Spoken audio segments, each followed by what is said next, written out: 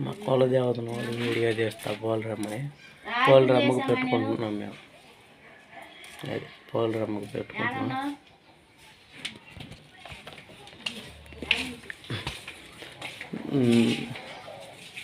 స్వామి ఒక నాగ సొరకాయ చూడు స్వామి. దేవుడా ప్రజల్లారా ఒక్క నాగ సొరకాయ చూడు స్వామి.